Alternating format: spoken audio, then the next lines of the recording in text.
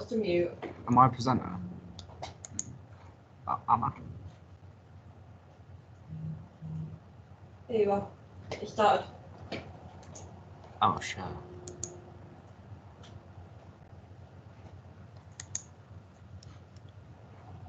Okay. So my game is called Astros, and the game idea is it's a VHS style horror game similar to games such as The Late Shift, Fears to Fathom, and The Last Monday. Games like these typically have a HUD that has TV static running across it or have bright or dark colours showing that they may have been made many years ago, similar to original PlayStation games. Or say if you grew up and say your grandma had a VHS player and you watched like old Disney films, they're usually typically really brightly coloured. My game follows an employee that works late shifts as a coffee barista and soon discovers that the barista he works at is haunted by a demonic creature that chooses its victims based on who's the easiest to influence. This leads to my main character, who is unnamed, to be haunted by the ghost of Astros. Now your mission is to uncover the secret behind Astros and the creature that haunts it. My aim was to create a first-person analog horror-style game that players found fun, enjoyable, interesting, most of all, creepy or scary. I wanted to create a game with multiple chapters, which I would have named it the shifts, and then the number of the chapter the player is on. So, such as if you're on the 6th chapter, then it'd be shift 6. With the elements in my game, I believe I succeeded and also failed at what I wanted to create, as I think I could have improved many things, such as I wish I'd done the actual TV static going over the player's HUD as they're playing the game. I plan to do this by making my game as creepy and off-putting as possible, and then use jump scares when the player doesn't expect it. I mainly used the player's surroundings and mystery to try and put them on edge as much as I could. My game could have been rated an 18, which would have made many things easier, such as some of the topics that would have been in violence and language. A risk would have been claims of copying The Late Shift, as that game too is set around someone who works late nights at a coffee barista. However, in The Late Shift, the enemy is a stalker rather than a demonic entity like mine.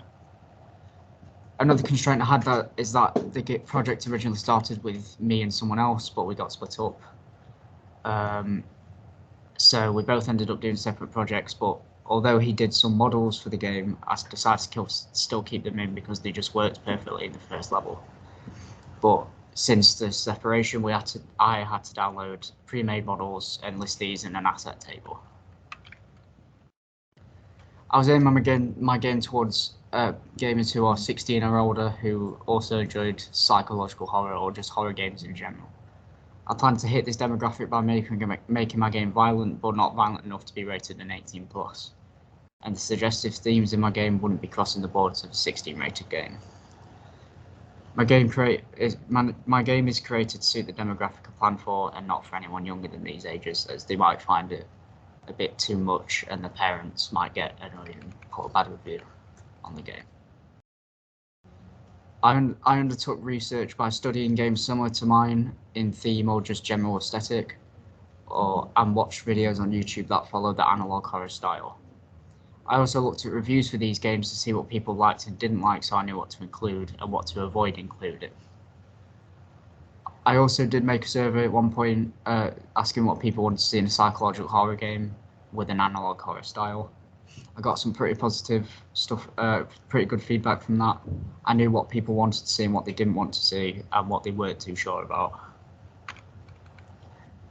Before being separated, my partner was the modeler for our game, and he did manage to make a few that's still in the game, and he's credited in the credits menu on my main menu, which I will show you when I show the game.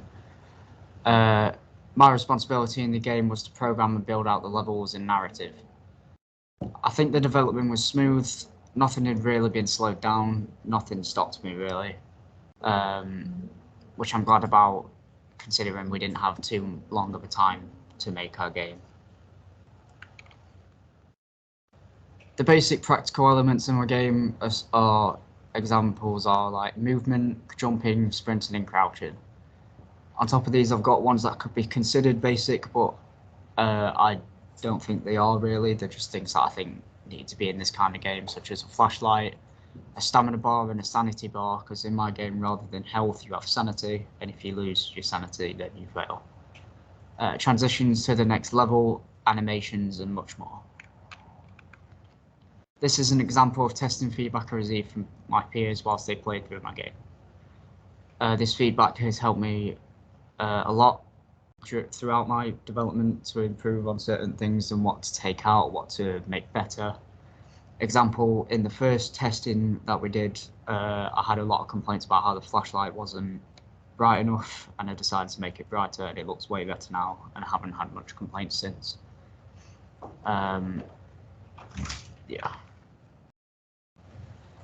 Potential solutions I had was one thing I needed to improve was the gravity, as the jump doesn't really make sense for the type of game that I've got. It's too floaty, and I wanted to make it seem more realistic, but I didn't think it was too high on my list of importance, as I call it. I feel that was the thing that didn't need to be done right away, so I wanted to keep it going. And I wanted to make the stamina last for longer and also make the sprint faster, but I never actually got around to it. But if we get more time afterwards, I will probably improve this. One big thing that I wish I did, though, was include more narrative, because I don't think the players fully understand what's going on half the time. And to be honest, even through playing my game, I'm not even sure. So I feel a lot of improvement could be made in terms of setting up narrative and subtitles and phone calls, messages from peers, whatever. My overall feelings on how it went, I think it went really well, considering I was by myself for the majority. And I also haven't had much experience with Unreal Engine before. I do feel, however, there was a lot that I could have improved. As I previously mentioned, I wish I had added more narrative to my game so the players have more idea what's going on, so they get more involved and want to see more. Overall, I found this project fun, an interesting new experience, and I would 100% do it again. I'm now going to show you what my game looks like when it loads up, obviously.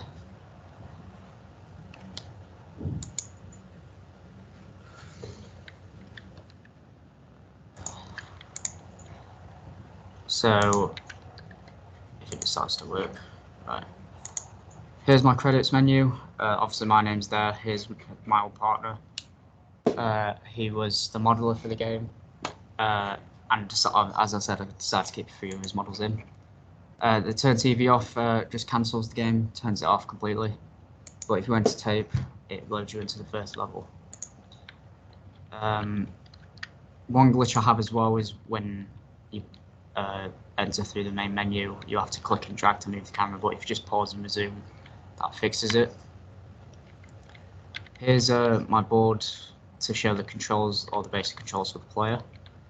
That's one of the models someone did. Oh, my partner did. My Easter egg for the game, which I don't feel I could have not shown, to be honest. It's one of the proudest achievements, to be honest. So if you continue down this corridor, you end up walking through. In the top left, you'll see that it says Nightmare, because the first level is based on the character's nightmare that they wake up from. This is just a message from the entity, and the sanity has been taken down a tiny bit, but that replenishes over time. More haunting messages, absolutely terrifying.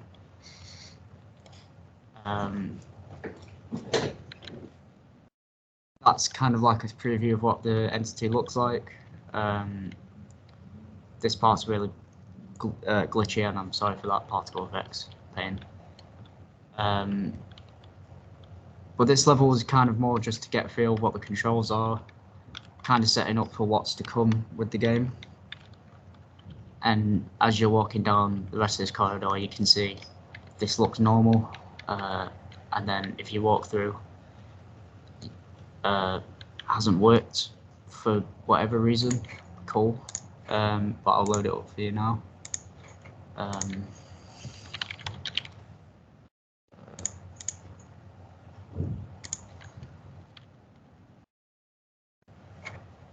Why?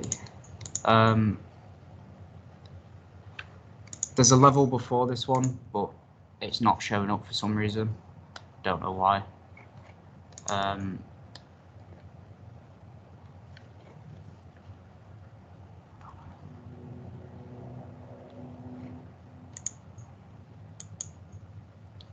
Classic.